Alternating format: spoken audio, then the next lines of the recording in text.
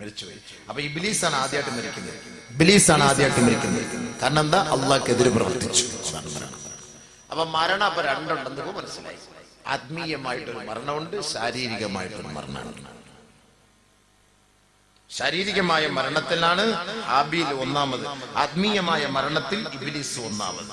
ഇബ്ലീസ് മാത്രമല്ല, നമ്മളുമെല്ലാം അയാളുടെ കൂട്ടത്തിൽപ്പെട്ട ആൾക്കാരുണ്ട്. അള്ളാഹുവിന്റെ കണക്ക് പ്രകാരം നോക്കുമ്പോ പാപം ചെയ്യുമ്പോൾ നമ്മളെല്ലാം ഇബ്ലീസായി മാറിയില്ലേ? നമ്മളൊക്കെ പാപം ചെയ്യുന്നവരാണ്, ഇബ്ലീസായി മാറി. അപ്പൊ ഇബ്ലീസ് ആവുമ്പോ നമ്മൾ മരിച്ചു, ആത്മീയമായി നമ്മൾ മരണപ്പെട്ടു പോയി. ഈ മരിച്ച നമുക്കൊരു പുനർജന്മം വേണമല്ലോ. അതിനെന്താണ് വഴി? മഹാനായ ഈസാ നബി അലൈഹിസ്സലാത്തു വസ്സലാം പറയുകയാണ്, ലയ്യലി ജമലകൂത സമാവാതി വൽ അർദ് മല്ലം യൂലദ് മറത്തൈൻ. 2 പ്രാവശ്യം ജനിക്കാത്തവൻ സ്വർഗലോകത്ത് പ്രവേശിക്കുകയില്ല. മഹാനായ ഈസാ നബി അലൈഹിസ്സലാത്തു വസ്സലാം പറയുകയാണ്, 2 പ്രാവശ്യം ജനിക്കണം സ്വർഗത്തിൽ കിട്ടണമെങ്കിൽ. ഒന്ന് യഥാർത്ഥ മരണം, ഒന്ന് യഥാർത്ഥമായ മരണം.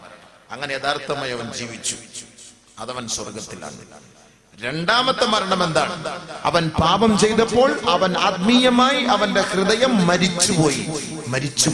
ഇനി അവന്റെ ഹൃദയത്തെ പുനർജീവിപ്പിക്കാനുള്ള ഒരേ ഒരു വഴി എന്താണ്? അൽ ഹജ്ജ്. എന്താ ഹജ്ജ്? من حج ولم يرفث ولم يفسق رجع كيوم ولدته أمه أو كما قال رسول الله. ഒരശ്ലീലതയില്ലാതെ, ഒരനാവശ്യ വർത്തമാനമില്ലാതെ, ഒരധർമ്മം പ്രവർത്തിക്കാതെ ഹജ്ജിന്റെ മാസത്തിൽ അള്ളാന്റെ നാട്ടിൽ വന്ന് ആരാണോ ഹജ്ജ് ചെയ്തത്, റജഅ അവൻ മടങ്ങുമത്രേ കയൗമ വലദതുഹു ഉമ്മുഹു. ഇന്ന് അവന്റെ ഉമ്മ പ്രസവിച്ച കുഞ്ഞിനെ പോലെ, ഒരു പാപം പോലും ചെയ്യാത്ത കുട്ടിയെ പോലെ മടങ്ങുമെന്ന് ഹബീബുനാ റസൂലുള്ളാഹി. അപ്പൊ ആത്മീയമായി അവൻ ജനിച്ചു, രണ്ടാമത് പുനർജന്മമായി. മരിച്ചിട്ടാണല്ലോ നമ്മൾ ഹജ്ജിന് പോകുന്നത്, പാപം ചെയ്തിട്ടല്ലേ ഹജ്ജിന് പോകുന്നത് അല്ലേ? ഈ പാപം ചെയ്തിട്ടാണ് ഹജ്ജിന് പോകുന്നത്. ഹൃദയം മരിച്ചുപോയി, ഈ മരിച്ച ഹൃദയത്തെ പുനർജീവിപ്പിച്ചെങ്കിലേ സ്വർഗത്തിൽ പ്രവേശിക്കുള്ളൂ. ഈസാ നബി അലൈഹി സ്വലാത്തു വസ്സലാം പറഞ്ഞ വാക്കാണ്. അങ്ങനെ പുനർജനിക്ക് വേണ്ടിയുള്ള ഒരു പണിയാണ് ഹജ്ജ്. പുനർജനിക്കാനുള്ള ഒരു വഴിയാണ് ഹജ്ജ്. ആത്മീയമായി അവൻ ജനിക്കുകയാണ്, അവൻ ജീവിക്കുകയാണ്. ഒരുപാട് ഹദീസ് ഖുർആനിൽ അല്ലാഹുവിന്റെ റസൂൽ പറയുന്നുണ്ട്, ഹജ്ജിന്റെ കർമ്മങ്ങളിൽ കൂടുതലും അല്ലാഹ് പറയുന്ന വാക്കെന്താ? ഇന്ന് അവന്റെ ഉമ്മ പ്രസവിച്ചവനെ പോലെയായി മടങ്ങി വരും എന്ന് പറഞ്ഞാൽ ഗുഫ്റലഹു എന്ന് പറഞ്ഞാൽ പോരെ? അങ്ങനെയല്ല പറഞ്ഞത്. ഇന്ന് അവന്റെ ഉമ്മ അവനെ പ്രസവിച്ചവനെ പോലെയാണ്. പ്രസവിക്കപ്പെട്ട കുട്ടി തെറ്റ് ചെയ്യാത്ത കുട്ടിയാണ്, പാപം ചെയ്യാത്ത കുട്ടിയാണ്. പാപം ചെയ്ത മനുഷ്യന്റെ ഹൃദയം ചത്തുപോയി. ആ ചത്തുപോയ മൃതശരീരത്തെ പുനർജീവിപ്പിക്കാനുള്ള ഒരേ ഒരു വഴി ഹജ്ജ്. ഹജ്ജല്ലാതെ മറ്റൊരു മാർഗമില്ല. ഹജ്ജ്, അതാണ് ഹജ്ജ്. അതാണ് ഹജ്ജിന്റെ ഉത്സാരം. ഹജ്ജിന് പോകാതെ പിടിച്ചു വെച്ചിരിക്കുമ്പോൾ പൈസ എല്ലാം പിടിച്ചു വെച്ചിട്ട് പാവത്രയും ചെയ്തിട്ട് പിടിച്ചു വെച്ചിരിക്കുക. 3 ലക്ഷം രൂപ. അപ്പൊ ഈ ഓണത്തിന് 3 ലക്ഷം രൂപ കച്ചവടം ചെയ്ത് കഴിഞ്ഞാൽ അളിയ 6 ലക്ഷം രൂപ കിട്ടത്തില്ല. നമുക്ക് അടുത്ത വർഷം ഇൻഷാ അല്ലാഹ് പോകാം. ഹജ്ജിന് പോകാൻ സാമ്പത്തികമുള്ള ഒരു ഉഡായിപ്പ് നയം നടിക്കും. ഉഡായിപ്പ് നയം എന്താ പറയാ? പെണ്ണിനെ കെട്ടിക്കാനുണ്ട്, വീട് വെക്കാനുണ്ട്, ഇച്ചിരി 1-2 ബാധ്യതകളോടുണ്ട് അളിയ, അതെല്ലാം കൂടെ ഒന്ന് തീർന്നിട്ട് ഇൻഷാ അല്ലാഹ് നമുക്ക് പോകാതെ നിയത്ത്. ശ്രദ്ധിച്ചോ? അങ്ങനെ പറയുന്ന ഒറ്റ ഹദീസ് ഞാൻ പറഞ്ഞുതരാം. ഒരു ഹദീസ് ശ്രദ്ധിച്ചു, അല്ലാഹുവിന്റെ റസൂലിന്റെ വാക്ക് വേണമെങ്കിൽ ശ്രദ്ധിച്ചാൽ മതി. ആദരവായ റസൂലുള്ളാഹി സ്വല്ലല്ലാഹു അലൈഹി വസല്ലമ തങ്ങൾ പറയുകയാണ്, മാ മിൻ അബ്ദിൻ യദഉൽ ഹജ്ജ ലിഹാജത്തിൻ മിൻ ഹവായിജിദ് ദുനിയാ ഇല്ലാ റുയൽ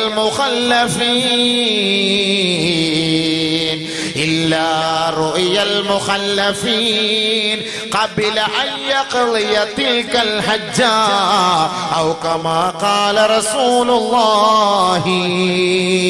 ആദരവായ റസൂലുള്ളാഹി തങ്ങൾ പറയുകയാണ്, സാമ്പത്തികമായി കഴിവുണ്ടായിട്ട് ഹജ്ജ് ചെയ്യാനുള്ള വഴിയുണ്ടായിട്ട് ഏതെങ്കിലും ഒരു ഉഡായിപ്പ് ന്യായം പറഞ്ഞ് കാരണം പറഞ്ഞ് പിന്നീടത്തേക്ക് പോകാമെന്ന് ഹജ്ജിനെ നിങ്ങൾ മാറ്റിവെച്ചാൽ അവനെ ഇസ്ലാമിക ഗവേഷണത്തിൽ കാണപ്പെടുന്നത് മുതഖല്ലഫീങ്ങളിൽപ്പെട്ടവനാണ്. അതായത് ഇസ്ലാമിന് വേണ്ടി ധർമ്മസമരത്തിലെ പങ്കാളിത്തം വഹിക്കുമ്പോ യുദ്ധമുഖത്ത് നിന്ന് പിന്തിരിഞ്ഞോടുന്നവരുണ്ടല്ലോ, വിരണ്ടോടുന്നവരുണ്ടല്ലോ, അവർ നാളെ നരകത്തിലാണ്. അതേറ്റവും വലിയ ശിക്ഷയാ. ആ ഗണത്തിൽ അള്ളാഹു ഉൾപ്പെടുത്തുന്നത് സാമ്പത്തികമായി പണമുണ്ടായിട്ട് ഹജ്ജിന് പോകാതെ മറ്റൊരാവശ്യത്തിന് വേണ്ടി നാളേക്കെന്ന് പറഞ്ഞ് മാറ്റിവെച്ചാൽ ഇവരെ ആ ഇനത്തിൽ പെടുത്തുമെന്ന് നബിയുനാ റസൂലുള്ളാഹി.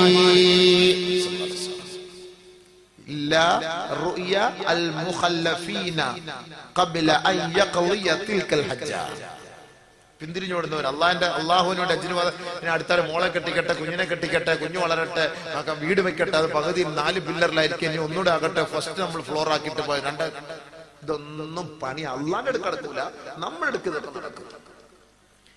ഇനി അള്ളാന്റെ മറ്റൊരു പണി കേൾക്കണം. ആരെങ്കിലും ഇനി ഇപ്പൊ ഇങ്ങനെ ഒരു നിയമം അനുസരിച്ച് അങ്ങനെ അവന്റെ പണി അങ്ങനെ തുടങ്ങാനാണ് അവന്റെ പ്ലാൻ എങ്കിൽ അള്ളാഹ് അവന് കൊടുക്കുന്ന പണി എന്നറിയാം. അവന്റെ ജീവിതത്തിൽ ഹജ്ജിന് പോകാൻ പറ്റൂല. അവന്റെ ദുനിയാവിൽ അള്ളാഹു തആല ഒരുപാട് പണി അവന്റെ തലമണ്ടലോട്ട് കെട്ടിവെക്കും. وما من عبد يدع الحج وما من عبد يظن نفقته فيما يرضي الله إلا أنفقه أضعافها فيما يسخط الله أو كما قال رسول الله. അള്ളാഹുവിന്റെ മാർഗത്തിൽ സമ്പത്ത് ഉണ്ടായിട്ട് അത് റബ്ബിന്റെ മാർഗത്തിൽ ചെലവ് ചെയ്യാതെ അവൻ പിടിച്ചു വെച്ച് പിശുക്ക് കാണിച്ച് ലുബ്ദ് കാണിച്ചാൽ ഇല്ല അൻഫഖ അളാഫാ ഫീമാ യുസ്ഖിതില്ലാ, അവൻ പിടിച്ചു വെച്ചതിനേക്കാൾ ഇരട്ടി ഈ ദുനിയാവിൽ അള്ളാഹു അവരെ കൊണ്ട് ചെലവ് ചെയ്യിപ്പിക്കാതെ അള്ളാഹു അവനെ ഈ ഭൂലോകത്ത് നിന്ന് മരിപ്പിക്കുകയേ ഇല്ല. ഈ ദുനിയാവ് അവന്റെ തലയിൽ നിന്ന് മാറാത്ത വിധത്തിൽ ഈ ഭൂലോകത്ത് അള്ളാഹു വലിയ ജോലി അവനെ ഏൽപ്പിക്കുമത്രേ. ഹജ്ജിന് പോകാനുള്ള വഴിയുണ്ട്, സാമ്പത്തികമുണ്ട്, എല്ലാം ഉണ്ടായിട്ട് ഹജ്ജിന് പോകാതിരുന്ന അള്ളാഹു ഒരുപാട് പണി അവന്റെ തലമുണ്ടലിട്ട് ഏൽപ്പിച്ചേക്കും. വീട് വെക്കാൻ അള്ളാഹ് ഏൽപ്പിക്കും. വീട് ഒരു കാലത്തും വെച്ചാലും തീരൂല. വീട് إذا أراد الله بعبد سرا أحضره اللبنا والتين حتى يبنى أو كما قال رسول الله. ദുനിയാവിൽ വെച്ച് ഒരാളെ അള്ളാഹു നിന്ദിക്കാനും അവന്റെ മേൽ ശർറക്കാനും അള്ളാഹുവിന്റെ തീരുമാനം വന്നാൽ കുറെ കല്ലും കട്ടയും മെറ്റിലും സിമന്റും അവന്റെ തലമണ്ടയിലേക്ക് അള്ളാഹു ഇട്ടുകൊടുക്കുമത്രേ. ഹത്താ യബ്നാ, അവൻ അതിങ്ങനെ പണി കഴിപ്പിച്ചുകൊണ്ട് അവന്റെ ജീവിതം മുന്നോട്ട് കൊണ്ടുപോകും. ഒരിക്കലും ആ പണി അവസാനിക്കുകയേ ഇല്ല. അള്ളാന്റെ പണി അതാണ്. ഇനി അല്ലെങ്കിൽ ഏതെങ്കിലും രോഗം കൊടുക്കും പെണ്ണുപിള്ളിക്ക്, കൊണ്ടുപോകും ആശുപത്രിയിൽ. നിന്റെ പണി അത് തന്നെയാണ്. പിന്നെ ഒരു കാലത്ത് ഹജ്ജിന് പോകാൻ പറ്റൂല. കാരണം എന്താ? ഒന്നീ ഇവള് മരിക്കണം. കാരണം എന്നും ഇവിടെ ആശുപത്രി കൂടെ ഞാനല്ല, വേറെ ആരുമില്ല. ആഫിയത്തുള്ള സമയത്ത് ഹജ്ജിന് പോകാൻ പറഞ്ഞിട്ട് പോയില്ല. നിന്റെ മരിച്ചു നിന്നെ ഒന്ന് ജീവിപ്പിക്കാൻ ഉള്ള ഒരു പണി തരാന്ന് പറഞ്ഞിട്ട് പോയില്ല. അന്ന് പോയില്ല. അപ്പൊ നീ പൊയ്ക്കോ ആശുപത്രി മെഡിക്കൽ കോളേജ് കയറി ഇറങ്ങി. അപ്പൊ അവ നിരാശനായി മാറും. അള്ളാന്റെ അടുത്ത് കളി വേണ്ട. പൈസ ഉള്ളവൻ വണ്ടി വിട്ടോളി, അടുത്ത വർഷം പോയി ഒന്ന് ജീവിപ്പിച്ചോണ്ട് പോവാ. അപ്പൊ ചത്തിരിക്കുക നമ്മളെല്ലാരും ചത്തിരിക്കുകയാണ്. മൊത്തം പേരും ചത്തിരിക്കുകയാണ്. കാരണം അള്ളാഹു സുബ്ഹാനഹു വ തആല നമ്മളെ ജീവിപ്പിക്കാൻ വേണ്ടി അള്ളാഹു ഒരുപാട് നിഅമത്തുകൾ പരിശുദ്ധമായ മക്കയിൽ വെച്ചിട്ടുണ്ട്, കഅബയിൽ വെച്ചിട്ടുണ്ട്. നമ്മൾ എന്തിനത് കളയണം? ഈ പാവപ്പെട്ട പെണ്ണുങ്ങളെ കൊണ്ട് പരിശുദ്ധമായ കഅബ പൊതിയപ്പെട്ടിരിക്കുകയാ. യസ്തഗ്ഫിറൂന ലിമൻ താഫ ബിഹാ വലിമൻ സല്ലാ ബിഹാ ഔ കമാ ഖാല റസൂലുള്ളാഹി.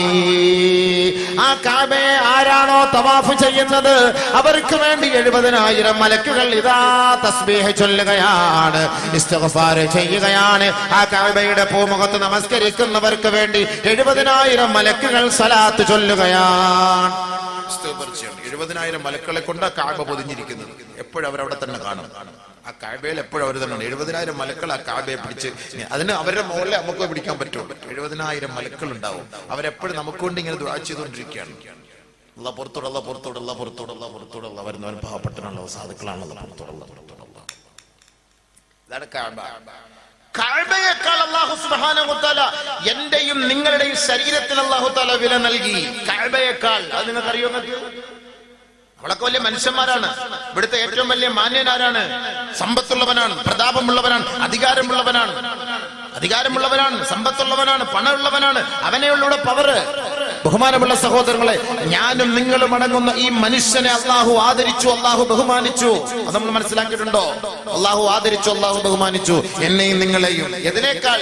കഅബയേക്കാൾ, മലക്കുകളേക്കാൾ. അനിൽ ഹൈക്കൽ ഇബ്നു ജാബിർ റളിയല്ലാഹു തആല റിപ്പോർട്ട് ചെയ്യുന്ന ഹദീസിൽ കാണാം, ബൈന റസൂലുള്ളാഹി സ്വല്ലല്ലാഹു അലൈഹി വസല്ലം യതൂഫു ബിൽ കഅബ. ഞങ്ങൾ അല്ലാഹുവിന്റെ റസൂലുമായി പരിശുദ്ധമായ കഅബയെ വലയം ചെയ്യുന്ന സമയത്തിൽ ഇദ് അഖ്ബല റജുലുൻ ഫയതഅല്ലഖു ബിഅസ്താരിൽ കഅബ. ഒരു ചെറുപ്പക്കാരൻ ആ കഅബയുടെ മൂടുപടം പിടിച്ചിട്ട് ഫയഖൂലു, അവൻ പറയുകയാ, അലാ മാ ഗഫർതലി ബിഹുർമതി ഹാദൽ ബൈത്ത്. അല്ലാഹുവേ, ഈ പരിശുദ്ധമായ പാവനമായ കഅബയുടെ ബർക്കത്ത് കൊണ്ട്, ഈ കഅബയുടെ ഹുർമത്ത് കൊണ്ട് എന്നെ, എന്റെ പാപങ്ങളെ നീ മാപ്പ് ചെയ്യണേ അല്ലാ എന്ന് ആ ചെറുപ്പക്കാരന്റെ വിളി കേട്ടപ്പോ ഹബീബുനാ റസൂലുള്ളാഹി തങ്ങൾ ആ സഹോദരനെ വിളിക്കുകയാണ്, യാ ഫുലാൻ അലാ ഖുൽത ബിഹുർമതി ഹാദാ ലിമാ ഗഫർതലി. ആദരവായ റസൂലുള്ളാഹി സ്വല്ലല്ലാഹു അലൈഹി വസല്ലമ തങ്ങൾ പറയുകയാണ്, ഏ സഹോദരാ, ചെറുപ്പക്കാരാ, നീ അങ്ങനെ പറയരുതേ, അങ്ങനെ പറയരുതേ. നിന്റെ ശരീരത്തെ കൊണ്ട് സത്യം അല്ലാഹുവേ, ഈ ശരീരത്തിന്റെ ബർക്കത്ത് കൊണ്ട്, ഈ ശരീരത്തിന്റെ ഹുർമത്ത് കൊണ്ട് എന്റെ പാപങ്ങളെ മാപ്പ് ചെയ്യണേ അല്ലാ എന്ന് പറയലാണ് നിനക്ക് ശ്രേഷ്ഠത. കഅബയെ കൊണ്ട് നിനക്ക് ഹുർമത്തിനേക്കാൾ ശ്രേഷ്ഠം അതാണെന്ന് ഔ കമാ ഖാല ഹബീബുനാ റസൂലുള്ളാഹി. കഅബയുടെ ഹുർമത്ത് കൊണ്ട് എന്റെ പാപം പൊറുക്കണം എന്ന് പറഞ്ഞപ്പോൾ അല്ലാഹു റസൂൽ തിരുത്തി കൊടുത്തു, അങ്ങനെ പറയരുത്. നിന്റെ ശരീരത്തിന്റെ ഹുർമത്ത് കൊണ്ട് എന്റെ പാപം പൊറുത്താന്ന് പറ. കഅബയേക്കാൾ നിന്റെ ശരീരത്തിനാണ് വില. നമുക്ക് വല്ല വിലയുണ്ടോ? വല്ല വിലയുണ്ടോ? നമ്മുടെ ശരീരത്തിന് വിലയുണ്ടോ? അതാണ് വിലയുണ്ട്. കിഡ്നിക്ക് കൊടുത്ത 5 ലക്ഷം 6 ലക്ഷം രൂപ കിട്ടും. അതേ അറിയുള്ളൂ നമുക്ക്. അതല്ല അവിടെ ശരീരത്തിന്റെ വില നമുക്കറിയില്ല. അല്ലാഹു റസൂൽ പറഞ്ഞ അനിൽ ഹൈക്കൽ ഇബ്നു ജാബിർ റളിയല്ലാഹു റിപ്പോർട്ട് ചെയ്ത ഹദീസാണ്. കഅബയ്ക്ക് വിലയില്ല എന്നല്ല, ഹുർമത്ത്, കഅബയുടെ ഹുർമത്തില്ല എന്നല്ല. അല്ലാഹു റസൂൽ മനുഷ്യന്റെ വില അവിടെ പഠിപ്പിക്കാൻ. വലഖദ് കറംനാ ബനീ ആദം വഹമൽനാഹും ഫിൽ ബർരി വൽ ബഹർ വറസഖ്നാഹും മിനത് ത്വയ്യിബാത് വഫളൽനാഹും അലാ കസീരിൻ മിമ്മൻ ഖലഖ്നാ തഫ്ളീലാ. അല്ലാഹു എല്ലാരെക്കാളും കൂടുതൽ സ്നേഹിച്ചു, ആദരിച്ചു, ബഹുമാനിച്ചു മനുഷ്യനെ. അല്ലാഹു പറഞ്ഞ വാക്കാണ്. അല്ലാഹു പറഞ്ഞ സൂറത്തുൽ ഇസ്രാ അല്ലാഹു പറഞ്ഞ വാക്കല്ലേ. കഅബയേക്കാൾ അല്ലാഹു സ്നേഹിച്ചു, നമ്മളെ ആദരിച്ചു. അല്ലാഹു നമ്മളെ മലക്കളെക്കാൾ അല്ലാഹു ആദരിച്ചു നമ്മളെ. നമുക്ക് അതിന്റെ വിലയുണ്ടോ? വെള്ളം അടിച്ചിട്ട് കിറി നടക്കുകയാണ്. വെള്ളം അടിച്ചിട്ട് കിറി നടക്കണം. അല്ലാഹു കഅബയേക്കാളും ആദരിച്ച ഈ ശരീരം, മുത്തായ ശരീരം, മുബാറക്കായ ശരീരം, എന്നിട്ട് ശിർക്ക് വയ്ക്കാൻ പോവാ, പൂജാരിക്ക് കറക്കാൻ, കുത്താൻ. തത്തമ്മയെ കൊണ്ടുവരും പാണ്ടിക്കാർ ആന്ധ്രാപ്രദേശത്ത് നിന്ന് കൊണ്ടുവന്ന് ഇവിടുത്തെ സാധുക്കളായ പെണ്ണുങ്ങളുടെ അടുക്കലെ കൊണ്ടുവന്ന് എടുക്കുമ്പോ, നിന്റെ കെട്ടിയോ നീ വല്ലാത്ത വിഷമത്തില്ല ഗൾഫിൽ കേട്ടോ, നീ ഒന്ന് വിളിച്ച് ചോദിക്കണം, ഒരു 500 രൂപ തന്നാ ഞാൻ മാറ്റാം, അവിടെ ചെറിയൊരു ലൈസൻസിന്റെ പ്രശ്നത്തിലാണ്. എന്തായാലും ഗൾഫുകാർക്ക് ലൈസൻസ് കിട്ടാൻ വിഷയത്തിൽ ചെറിയ പേപ്പർ പ്രശ്നങ്ങൾ കാണും, ഇല്ലാത്ത ആരും കാണില്ല, ഉറപ്പാണ്. അപ്പൊ അത് വെച്ച് പിടിച്ച പെണ്ണുങ്ങളും, അയ്യോ കാക്കാട്ടി നിങ്ങൾ പറഞ്ഞ ശരി തന്നെയാണ്, കറക്റ്റ്, എന്റെ അയക്കും ഞാൻ വിളിച്ചു 500 രൂപ അങ്ങനെ വിളിച്ചു ഒരു 1000 രൂപ 1000 രൂപ ഇപ്പൊ ശരിയാ, നീ നാളെ വിളിച്ചു നോക്കിയാൽ മതി, ഇന്നിപ്പോ നമ്മൾ തത്തയെ കൊണ്ടെടുക്കാം, വിട് തത്തയെ എടുപ്പിക്കുക എന്നിട്ട് ഞാൻ എന്നൊക്കെ പറയും. അവളങ്ങ് പോകും. അവള് പോയ വഴി പുല്ല് പോലും വിളിക്കൂല. ഇക്കാക്ക് പിന്നെ 3 വർഷത്തേക്ക് ഒരിക്കൽ ലൈസൻസ് കിട്ടേയില്ല. അത് നാളെ കിട്ടുമെന്നുള്ളൊരു നിയത്തുണ്ടായിരുന്നു. പക്ഷെ ഈ അടുത്ത് ഈ തത്തയെ കൊണ്ട് നോക്കിപ്പിച്ചത് കൊണ്ട് അള്ളാഹു അത് അവിടെ കട്ട് ചെയ്ത് വെച്ച് കൊടുക്കൂല. വലാ മൻ തതയ്യറ വലാ മൻ തുതയ്യറ ബിഹി. പക്ഷികളെ കൊണ്ട് നോക്കുന്നവരെ അല്ലാഹു ശപിച്ചിരിക്കുകയാണ്. അവർ നരകത്തിലാണ്. അതുകൊണ്ട് എന്റെ പൊന്നു പെണ്ണുങ്ങളെ, എന്റെ പൊന്നു സഹോദരിമാരെ, ആദരവായ റസൂലുള്ളാഹി തങ്ങളുടെ ഹദറത്തിലേക്ക് വന്ന സഹോദരിമാരോട് ഒന്നല്ല, ഫഖദ് ഹറമല്ലാഹു അലൈഹിൽ ജന്ന വമഅവാഹുൻ നാർ. ആരാണോ അള്ളാഹുവിന്റെ ആരാധനയിൽ മറ്റുള്ള വസ്തുക്കളെ കൂട്ടിയിണക്കുന്നത്, ശിർക്ക് വെക്കുന്നത്, ഓർക്കണേ നാരിമാരെ, ഫഖദ് ഹറമല്ലാഹു അലൈഹിൽ ജന്ന, സ്വർഗ്ഗം അവരുടെ മേൽ നിഷിദ്ധമാണ്. വമഅവാഹുൻ നാർ, അവരുടെ സങ്കേതം, അവരുടെ താവളം, അവരുടെ മടക്കം നരകമാണ്. വബിഅസൽ മസീർ, വളരെ ദുർഘടം പിടിച്ച സ്ഥലമാണ് മക്കളെ ആ നരകം എന്ന് പറയുന്നത്. അതുകൊണ്ട് ഇബാദത്തിൽ ശിർക്ക് വെക്കരുത്. നിങ്ങളുടെ ആവശ്യങ്ങളും ആവേശങ്ങളും, നിങ്ങളുടെ പ്രയാസങ്ങളും പ്രശ്നങ്ങളുമെല്ലാം അല്ലാഹുവിലേക്ക് സമർപ്പിക്കണേ, അവനിലേക്ക് മടക്കണമേ. ഫമാ കാന യർജു ലിഖാ റബ്ബി ഫൽയഅമൽ അമലൻ സാലിഹാ വലാ യുശ്രിക് ബിഇബാദത്തി റബ്ബിഹി അഹദാ. നാളെ റബ്ബിന്റെ തിരുമുഖം കാണാൻ ആർക്കാണ് കൊതിയില്ലാത്തത്? ആ റബ്ബിനെ കാണാൻ ആർക്കാണ് താല്പര്യമില്ലാത്തത്? വുജൂഹു യൗമഇദിൻ നാളിറാ ഇലാ റബ്ബിഹാ നാളിറാ. നാളെ രണ്ട് വിഭാഗം മുഖമല്ലേ മഹ്ശറിന്റെ മൈതാനിയിലേക്ക് കൊണ്ടുവരിക. ഒന്ന് വളരെ വിരൂപമായ, വളരെ മോശമായ കോലത്തിലുള്ള കറുത്ത് കരിവാളിച്ച ഇരുണ്ട മുഖമാണ് വരിക. യൗമ തബിയല്ലു വജൂഹ് വതസ്വദ്ദു വജൂഹ് ഫഅമ്മല്ലദീന ബിയല്ലതു വജൂഹും ഫഫീ റഹ്മത്തില്ലാഹ് ഹും ഫീഹാ ഖാലിദൂൻ. ഒരു വിഭാഗം മുഖം അതാ പ്രസന്നമായിരിക്കും, പ്രസാദമായിരിക്കും, അവിടെ പ്രകാശം കൊണ്ട് ജ്വലിക്കും. അവർ സദാ അല്ലാഹുവിന്റെ പൊരുത്തത്തിലും തൃപ്തിയിലുമായിരിക്കും. വഅമ്മല്ലദീന സ്വദ്ദതു വജൂഹും, ഒരു വിഭാഗം ആളുകളുടെ മുഖം കറുത്ത് കരുവാളിച്ചിരിക്കും അത്രേ. അവരോട് ചോദിക്കുകയാണ്, അകഫർതും ബഅദ ഈമാനിക്കും, അകഫർതും ബഅദ ഈമാനിക്കും.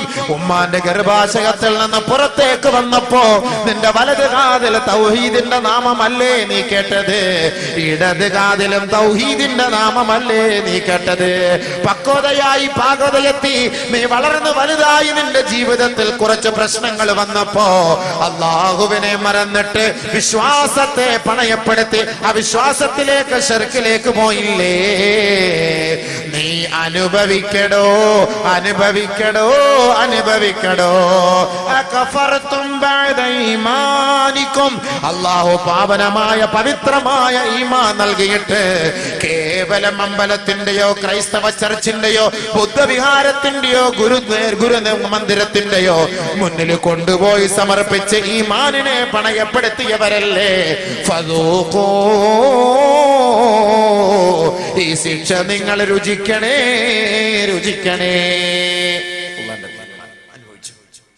അനുഭവിച്ചു. മുഖമൊക്കെ വികൃതമായ കോലത്തിൽ വരും, അല്ലാത്ത കോലം. ഇവിടൊക്കെ വെക്കുമ്പോ നല്ല മരിച്ചെടുക്കുമ്പോ നമ്മൾ പറയും, അളിയാ മുഖം കണ്ടോ, എന്ത് രസം കാണാൻ. നമ്മളൊക്കെ പറയുന്ന വാക്കാണ്, ആ മുഖം കാണാൻ എന്ത് രസ. അത് നല്ല രസമൊക്കെ തന്നെയാ. ഈ ഇന്നത്തെ രസമല്ല നോക്കണ്ടേ, നാളെ വരുന്ന രസമാണ് നോക്കേണ്ടത്. ഖബറിൽ നിന്ന് എഴുന്നേറ്റ് വരുന്ന രസമാണ് നമ്മൾ നോക്കേണ്ടത്. താത്താമാര് പോവാ സിർക്കിന്റെ മുന്നിൽ നിലവിളക്കും കൊലുത്തിക്കൊണ്ട് അമ്പലത്തിൽ കൊണ്ടുപോയിട്ട് അവിടെയും കൊണ്ട് നിറച്ചു നിർന്ന് എന്റെ മുന്നിൽ തവാഫും ചെയ്തിട്ട് നടക്കാണ്. തവാഫ് ഈ ദുനിയാവിൽ തവാഫ് ചെയ്യാൻ ഒരേ ഒരു സ്ഥലം അള്ളാഹു പറഞ്ഞിട്ടുള്ളത് പരിശുദ്ധമായ കഅബ. ആ കഅബയല്ലാതെ ഒരു മഖ്ബറയ്ക്കും തവാഫ് ചെയ്യരുത്, ഒരു മന്ദിരത്തിനും തവാഫ് ചെയ്യരുത്, ഒരു മസ്ജിദിനും തവാഫ് ചെയ്യരുത്, ഒരു ഉമ്മാക്കും തവാഫ് ചെയ്യരുത്, ഒരു ഔലിയായ്ക്കും തവാഫ് ചെയ്യരുത്, ഒരു ശൈഖിനും തവാഫ് ചെയ്യരുത്. ആരെങ്കിലും പറയട്ടെ, എവിടെയെങ്കിലും ഏതെങ്കിലും ഫിഖ്ഹിന്റെ കിതാബിലോ ഹദീസിലോ ഖുർആനിലോ ഈ ദുനിയാവിലെ കഅബയല്ലാതെ മറ്റൊരു വസ്തുക്കൾക്ക് തവാഫ് ചെയ്യാൻ ഒരവസരം, സ്ഥലം ഉണ്ടെന്ന് ആരെങ്കിലും ഉലമാക്കൾ പറയട്ടെ? എവിടെയെങ്കിലും പറയട്ടെ, പരിശുദ്ധമായ കഅബയല്ലാതെ മറ്റൊരു സ്ഥലത്തും തവാഫ് ചെയ്യാൻ അവകാശമില്ല. ഭീമാ പള്ളിയിൽ പോകുമ്പോൾ പൊട്ടുകുറ്റിക്കകത്ത് കുറെ സാധനം എടുത്തു വെച്ച് അതിന്റെ മുകളിൽ കുറെ തീയും കത്തിച്ചു വെച്ച് തവാഫ് ചെയ്യുക. ഭീമാ പള്ളിയെ തവാഫ് ചെയ്യുവാൻ നമ്മുടെ താത്താമാര് പോവാണ്. താത്താമാർ അവിടെയും താത്താമാർ എന്തിനാ? മക്കൾ ഉണ്ടാകാൻ വേണ്ടിയിട്ട്, അല്ലെങ്കിൽ മറ്റെന്തെങ്കിലും ആവശ്യത്തിന് ഇക്ക വരാൻ വേണ്ടിയിട്ട്. എവിടെ പറഞ്ഞു? ആര് പറഞ്ഞു? ഏത് മദ്ഹബിന്റെ ഇമാമിങ്ങൾ പറഞ്ഞു? ഏത് കിതാബിൽ പറഞ്ഞു? ഏത് സാലിഹ്യങ്ങൾ പറഞ്ഞു? ഏത് ആരിഫ്യങ്ങൾ പറയുന്നുണ്ട്? പരിശുദ്ധമായ കഅബയെ തവാഫ് അല്ലാതെ ഈ ഭൂലോകത്ത് ഒരു വസ്തുക്കളെ തവാഫ് ചെയ്യാൻ അല്ലാഹു അനുവദിച്ചിട്ടില്ല, അവന്റെ റസൂലും അനുവദിച്ചിട്ടില്ല. അങ്ങനെ ആരെങ്കിലും ചെയ്യുന്ന പക്ഷം മുശ്രിക്കാണ്, അവൻ കാഫിറാണ്. അവൻ പെട്ടെന്ന് അവൻ ഷഹാദത്ത് കലിമ ചൊല്ലി തൗബ ചെയ്യട്ടെ. ഇല്ലെങ്കിൽ അല്ലാഹുവിന്റെ റസൂല് പറഞ്ഞത് പ്രകാരം നാളെ നരകത്തിലാണ്. ഖുർആനിന്റെ ആശയ പ്രകാരം അവർ നാളെ നരകത്തിലാണ്. തവാഫ് അല്ലാഹുവിന്റെ കഅബയ്ക്ക് മാത്രം. അതുകൊണ്ടാണ് ഭയങ്കരമായ പ്രതിഫലം വെച്ചിരിക്കുന്ന കഅബയ്ക്ക് തവാഫ് ചെയ്യുന്നവർക്ക്. നാളെ പരിശുദ്ധമായ ഹജ്ജിന് പോകുന്നവർ ആദ്യമായിട്ട് ചെയ്യേണ്ടത് തവാഫാണ്. അവിടെ കൂടുതൽ ചെയ്യേണ്ടത് തവാഫാണ്. നബിയുനാ റസൂലുള്ളാഹി സ്വല്ലല്ലാഹു അലൈഹി വസല്ലമ തങ്ങൾ പറയുകയാണ്, ഇസ്തഗ്ഫിറൂ മിനത് തവാഫി ബിൽ ബൈത്ത് ഫഇന്നഹു മിൻ അജല്ലി ശൈഇൻ ഇൻദ സുഹഫികും തജിദൂനഹു ഔ കമാ ഖാല റസൂലുള്ളാഹി. നാളെ നമ്മുടെ വലത് കയ്യിൽ ഗ്രന്ഥം നൽകപ്പെടുന്ന ദിവസത്തിൽ ആ ഗ്രന്ഥം തുറന്നു നോക്കുമ്പോ അത് നിന്റെ വലത് കയ്യിൽ ലഭിക്കണോ? മീസാനിൽ ഭാരം കൂടണമോ? സ്വർഗത്തിന്റെ വഴികളിലേക്ക് തെളിക്കണമോ? ഇസ്തഗ്ഫിറൂ മിനൽ ബൈത്തി തവാഫാ. നിങ്ങൾ പരിശുദ്ധമായ കഅബയെ തവാഫ് ചെയ്യണേ, അത് അധികരിപ്പിക്കണേ. നിങ്ങളുടെ ഏടുകളിൽ അത് ഭാരം കൂട്ടുമെന്ന് നബിയുനാ റസൂലുള്ളാഹി സ്വല്ലല്ലാഹു അലൈഹി വസല്ലം. അങ്ങനെ തവാഫ് ചെയ്യാൻ പറയുന്നത്. അവിടെ പോയിട്ട് നിസ്കരിക്കലല്ല, അവിടെ പോയിട്ട് തവാഫാണ് കൂടുതൽ ചെയ്യേണ്ടത്. അതുകൊണ്ട് ആദ്യമായിട്ട് നമ്മൾ പോയാൽ എന്താ? കഅബയെ കണ്ട ഉടനെ ആദ്യം ചെയ്യുന്ന തവാഫാണ്, പിന്നെയാണ് നിസ്കാരം. മഖാം ഇബ്രാഹിം നിസ്കാരം, ആദ്യം തവാഫാണ്. തവാഫ് കൂടുതൽ ചെയ്യണം. അവിടെ ഏറ്റവും കൂടുതൽ ഇഷ്ടം 60 റഹ്മത്ത് ഇറങ്ങുന്നത് തവാഫ് ചെയ്യുന്നവർക്കാണ്. ദിവസം 120 റഹ്മത്ത് ഇറങ്ങും കഅബയിൽ. 60 റഹ്മത്ത് തവാഫ് ചെയ്യുന്നവർക്ക്, 40 റഹ്മത്ത് നിസ്കരിക്കുന്നവർക്ക്, 20 റഹ്മത്ത് കഅബയെ നോക്കിക്കൊണ്ടിരിക്കുന്നവർക്ക്. വെറുതെ നോക്കിക്കൊണ്ടിരുന്നാൽ മതി. 20 റഹ്മത്ത് അവർക്ക് അവരുടെ ATM-ലേക്ക് 20 റഹ്മത്ത് അല്ലാഹു ഇറക്കി കൊടുത്തോണ്ടേയിരിക്കും. അവിടെ അല്ലാതെ വേറെ തവാഫ് ചെയ്യാൻ പറ്റൂല. നമ്മുടെ പെണ്ണുങ്ങന്മാരുടെ താരത്തിലും പറയും, പെണ്ണുങ്ങൾ തോറും നീ പോയിട്ട് ഈ വിളക്കം പിടിച്ചോണ്ട് ഇത്രയിടത്ത് നീ അമ്പലത്തിന് 3 ചുറ്റു എന്ന് പറഞ്ഞു കഴിഞ്ഞാൽ അവള് പോയി ചുറ്റും. അവളെ കൊണ്ടുവന്ന് നമ്മുടെ പള്ളിയിൽ കൊണ്ടു നടക്കും. ആരെ? സവീന ബീവിയെ, സലീന ബീവിയെ കൊണ്ടു നടക്കും. പാവം പിടിച്ച ഏതെങ്കിലും കാക്കാടെ അരുകത്തുള്ള കബർ അവിടെ കിട്ടുന്ന ഇടി ഇയാൾക്ക് പോലും കിട്ടും. ഇപ്പൊ തിറങ്ങുന്ന ഉപ്പുപ്പായ്ക്ക് പോയി 6-ാം മലയ്ക്ക് ചെറിയൊരു ശതം. അതെന്താ? അത് അവിടെ അടിയുടെ എഫക്ട് ഇവിടെ അടിച്ചോണ്ടിരിക്കുകയാണ്. ചിരിക്കാന്ന് പറഞ്ഞാൽ നബി സല്ലല്ലാഹു അലൈഹി വസല്ലം പറഞ്ഞ വാക്ക ജന്നിബൂ ജാറസു. നബി സല്ലല്ലാഹു അലൈഹി വസല്ലം പറഞ്ഞ വാക്ക, അഹങ്കാരികളെ, തെമ്മാടികളെ, മുശ്രിക്കീങ്ങളെ നിങ്ങളുടെ ഖബർസ്ഥാനിൽ നിന്ന് മാറ്റി അടക്കണം. അവിടെ കൊണ്ട് അടക്കി കഴിഞ്ഞാൽ അവിടെ കിട്ടുന്ന അടിയുടെ പ്രകമ്പനം ഈ ഇരിക്കുന്ന സാധുക്കളുടെ ഖബറിലേക്ക് ഇറങ്ങും. നബിയുനാ റസൂലുള്ളാഹി ജന്നിബൂ ജാറസു. മോശമായവരുടെ മയ്യത്ത്, മദ്യപാനിയുടെ മയ്യത്തൊന്നും പള്ളിക്കാട്ടിൽ കൊണ്ട് അടക്കാൻ പാടില്ല. അടക്കിയ പ്രശ്നമാണ്. ഞാൻ പറഞ്ഞ വാക്കല്ല, എന്നോട് ദേഷ്യപ്പെടില്ല നിങ്ങൾ. അല്ലാഹുവിന്റെ റസൂലിന്റെ വാക്കാണ്. അവിടെ കൊണ്ട് അടക്കി കഴിഞ്ഞാൽ എന്താ സംഭവിക്കുന്നത്? അവിടുത്തെ ശിക്ഷ മറ്റുള്ളവർക്കും കിട്ടുമെന്നാണ്. അവർക്ക് കിട്ടുന്നതിന്റെ അംശാൽ. ഒരു ട്രെയിൻ നമ്മൾ പോയാൽ തന്നെ ആ പരിസരം താമസിക്കുന്ന വീടെല്ലാം ഒന്ന് മൊത്തത്തിൽ ഔലിയാടെ വീടും കുടുങ്ങും, തങ്ങളുടെ വീടും കുടുങ്ങും, ഷേഖിന്റെയും കുടുങ്ങും, മുരീദിന്റെയും കുടുങ്ങും, എല്ലാവരുടെയും കുടുങ്ങും. ഇല്ലേ? എല്ലാരെയും കുലുങ്ങൂലെ? കുലുങ്ങുമ്പോ എല്ലാവരെയും കുലുക്കും. എല്ലാം ഒരേപോലെ തന്നെ. അത് വ്യത്യാസമൊന്നുമില്ല. അത് നമ്മുടെ പള്ളിയിലെ ഉസ്താദ് അയാളുടെ വീട്ടിൽ കുലുക്കണ്ട, ബാക്കി എല്ലാവരും കുലുക്കി കൊണ്ടുപോകാന്ന് പറയാൻ പറ്റും. അങ്ങനൊന്നും പറയാൻ പറ്റില്ല. കുലുങ്ങുമ്പോ മൊത്തത്തിൽ കുലുങ്ങാണ്. കുനിഞ്ഞാൻ കൂടെ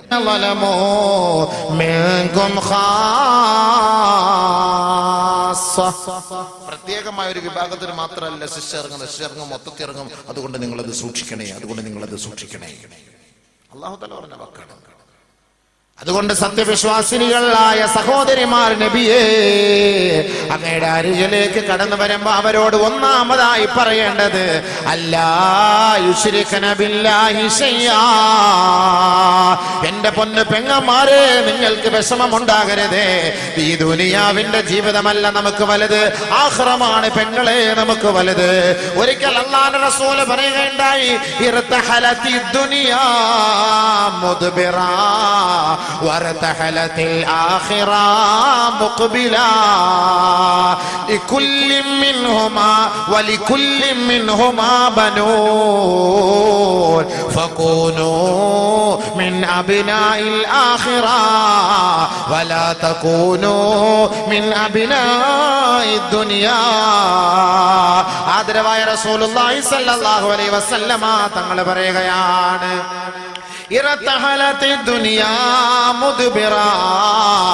എല്ലാ ദിവസവും ദുനിയാവ് പുറകോട്ട് പോയിക്കൊണ്ടിരിക്കുകയാണ്, തീർന്നു പോയിക്കൊണ്ടിരിക്കുകയാണ്, അവസാനിച്ചു കൊണ്ടേയിരിക്കുകയാണ് പെങ്ങളെ. വഖബലത്തിൽ ആഖിറത്തു മുദ്ബിറ മുഖ്ബില, മരണം നമ്മുടെ മുന്നിലേക്ക് എത്തിക്കൊണ്ടിരിക്കുകയാണ്, പരലോകം നമ്മുടെ മുന്നിലേക്ക് വന്നുകൊണ്ടിരിക്കുകയാണ്, ആഖിറം നമ്മുടെ മുന്നിൽ കണ്ടുകൊണ്ടിരിക്കുകയാ. വലികുല്ലിൻ മിൻഹുമാ ബനൂൻ, ഈ ദുനിയാവിനും ആഖിറത്തിനും മക്കളുണ്ട് കേട്ടോ. അല്ലാഹുവിന്റെ റസൂൽ പറയുകയാ, ഫകൂനൂ മിൻ അബ്നാഇൽ ആഖിറ, നിങ്ങൾ പരലോകത്തിന്റെ മക്കളാകണേ. വലാ തകൂനൂ മിൻ അബ്നാഇദ് ദുനിയാ, ദുനിയാവിന്റെ മക്കളാകരുതേ. ഫഇന്നൽ യൗമ അമലുൻ വലാ ഹിസാബ്, ഇന്ന് നിങ്ങൾ എന്ത് പ്രവർത്തിച്ചാലും, എന്ത് തോന്നിയവാസം ചെയ്താലും, എന്ത് തമ്മാടിത്തരത്തിന് കൂട്ടു നിന്നാലും, എന്ത് ശിർക്കിന് നിങ്ങൾ കൂട്ടു നിന്നാലും, വലാ ഹിസാബുൻ, ആരും അതിനെ കുറിച്ച് ചോദിക്കാനില്ല, ആരും അതിനെ കുറിച്ച് വിചാരണ ചെയ്യാനുമില്ല, ആരും അതിനെ കുറിച്ച് പരിഗണിക്കുക പോലുമില്ല. ഈ നശ്വരമായ ലോകത്ത് നിന്ന് മരിച്ചു നിങ്ങൾ പരലോകത്തേക്ക് ഒരിക്കലും പോവുകയില്ലേ. വഗദൻ, നാളെ, ഹിസാബുൻ വലാ അമലുൻ, നാളത്തെ ദിവസത്തിൽ നിങ്ങൾക്ക് അമല് ചെയ്യാൻ കഴിയില്ല മക്കളെ, പ്രവർത്തിക്കാൻ കഴിയില്ല മക്കളെ, കർമ്മങ്ങൾക്ക് അവിടെ സ്ഥാനമില്ല. ഹിസാബുൻ, അവിടെയുള്ളത് വിചാരണ മാത്രമാണ്, വിചാരണ മാത്രമാ. ആ വിചാരണയ്ക്ക് മക്കളെ അവർ ഓരോരുത്തരുമാണ് ആ വിചാരണയ്ക്ക് വിധേയരാകേണ്ടത്. ഒരാള് പോലും അവരെ സപ്പോർട്ട് ചെയ്യാനുണ്ടാവുകയില്ല. അതുകൊണ്ട് അല്ലാഹുവിന്റെ റസൂൽ പറഞ്ഞ വാക്കാ, വലാ തകൂനൂ മിൻ അബ്നാഇദ് ദുനിയാ, ദുനിയാവിന്റെ മക്കളായി അതപ്പതിച്ചു പോകരുതേ. കൂനൂ മിൻ അബ്നാഇൽ ആഖിറ, പാരത്രിക ജീവിതത്തെ ഓർത്ത് ആഖിറത്തെ ഓർത്തുകൊണ്ട് നീ ജീവിക്കണേ, ആഖിറത്തിന്റെ മക്കളായി ജീവിച്ചു മരിക്കണേ. നബിയുനാ റസൂലുള്ളാഹി ദുനിയാവിൽ എങ്ങനെ ജീവിച്ചു പോകാമല്ലോ, ആരുടെയും സഹായം ആവശ്യമില്ല. എങ്ങനെ ആരും ചോദിക്കാൻ, ആരും ചോദിക്കോ, അമ്പലത്തിൽ പോയി ആരും ചോദിക്കോ, ഒളിച്ചോടി പോയി ആരെങ്കിലും ചോദിക്കോ, നീ ഇപ്പൊ അതൊന്നും പറയാൻ ആരുമില്ല. ആരും ചോദിക്കാനില്ല. നാളെ അള്ളാന്റെ കോർട്ടിലാണ് പന്ത്, അവിടെ ഒരു മനുഷ്യൻ നിൽക്കാൻ പറ്റൂല. കല്ലാ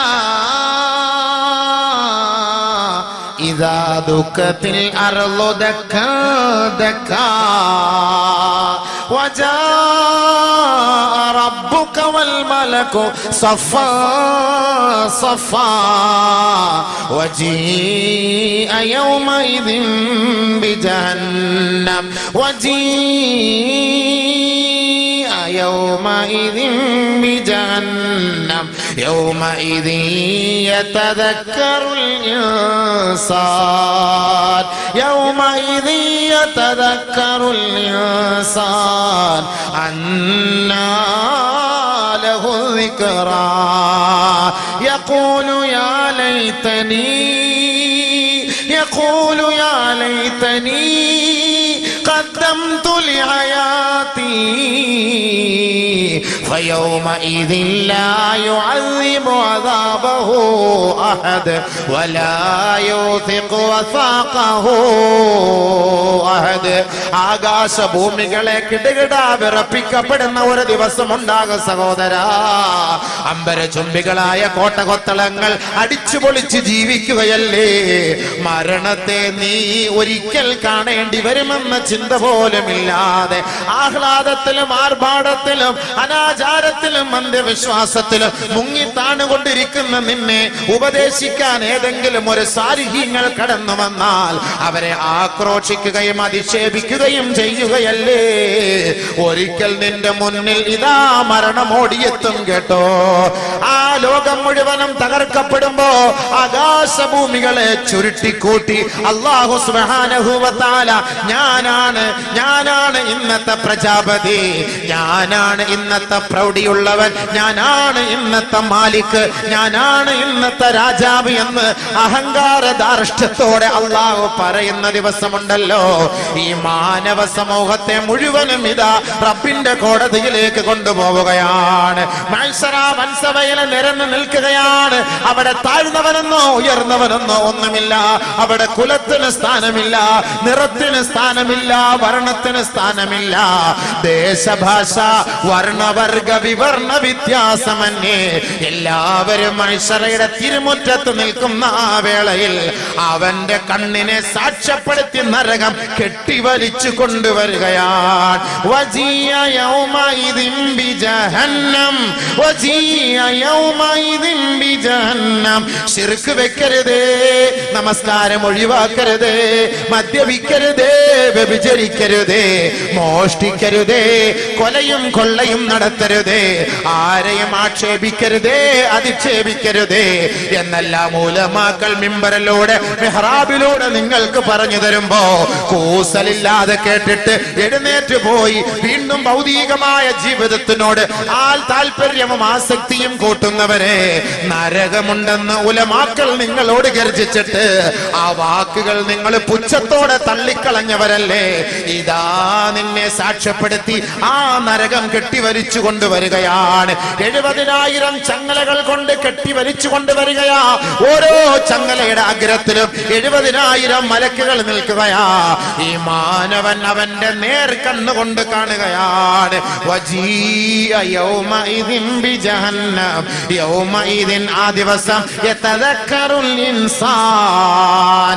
ഇന്ന് ഈ വാള് കേട്ടിട്ട് ചിന്തിക്കാത്ത മനുഷ്യൻ, പരിശുദ്ധ ഖുർആനിന്റെ പാഠങ്ങളെ ചിന്തിക്കാത്ത മനുഷ്യൻ, പരിശുദ്ധ ഹദീസുകളെ ജീവിതത്തിൽ അയവിറക്കാത്ത മനുഷ്യൻ, ഇസ്ലാമിക ശരീഅത്തിനെ പുച്ഛഭാവത്തോടെ കണ്ട OBC മുസ്ലിമേ, നാളെ നരകം നിന്റെ മുന്നിലേക്ക് കൊണ്ടുവരപ്പെടുമ്പോ ഇന്ന് ചിന്തിക്കാത്തവൻ അന്ന് തലയിൽ അടിച്ചിട്ട് ചിന്തിക്കുകയാ. യാ ലൈതനീ ഖദ്ദംതു ലിഹയാതി.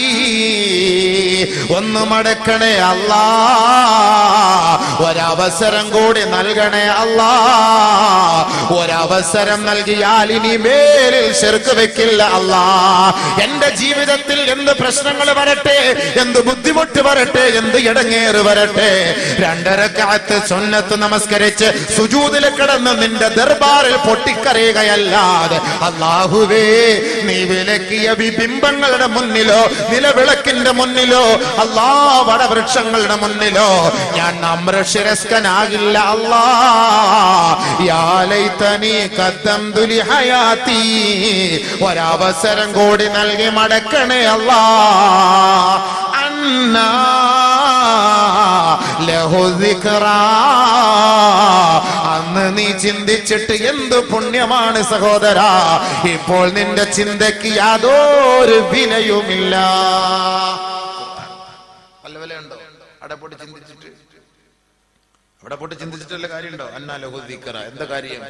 അന്ന് ഗതിയില്ല എന്ന് കണ്ടും അവൻ പറയും, യാ ലൈതനീ കുന്തു തുറാബാ. ഞാൻ മണ്ണായി മാറിയിരുന്നെങ്കിൽ നാദാ. അന്ന് മനുഷ്യൻ ചിന്തിക്കും, മണ്ണായി പോയാൽ മതിയായിരുന്നു, മണ്ണാൻ കട്ടയായ പോയാൽ മതിയായിരുന്നു, കല്ലായ മതിയായിരുന്നു. ഇതെന്തായി കൊണ്ടുവരുന്ന നരകം? യാ റബ്ബേ, വരുന്ന കണ്ടോ സംഭവം? നേരിട്ട് കാണിക്കല്ല അല്ലാഹു തആല. അതാണ് ബഹുമാനപ്പെട്ട ഉമർ റളിയല്ലാഹു തആല അൻഹു ബഹുമാനപ്പെട്ട ഉമർ റളിയല്ലാഹു തആല അൻഹു ഒരു കഷണം മണ്ണാങ്കട്ട എടുത്തിട്ട് ബഹുമാനപ്പെട്ട ഉമർ റളിയല്ലാഹു തആല മണ്ണാങ്കട്ട എടുത്ത് കൈ വെള്ളയിൽ വെച്ചിട്ട് പറയുകയാ, യാ ലൈതനി കുന്തു തിബ്നാ. അല്ലാഹുവേ, ഞാൻ ഈ മണ്ണാങ്കട്ടയായിരുന്നെങ്കിൽ, യാ ലൈതനി ലം തലിദിനി ഉമ്മി. എന്റെ ഉമ്മ എന്നെ പ്രസവിക്കാതിരുന്നെങ്കിൽ. അന്നത്തെ ആഖിറത്തെ ഓർത്തിട്ട്, ചിന്തയെ ഓർത്തിട്ട്, മഹ്ശറെ ഓർത്തിട്ട്, അവിടുത്തെ ശിക്ഷയെ ഓർത്തിട്ട് ഉമർ റളിയല്ലാഹു അൻഹു പറഞ്ഞ വാക്കാണ്.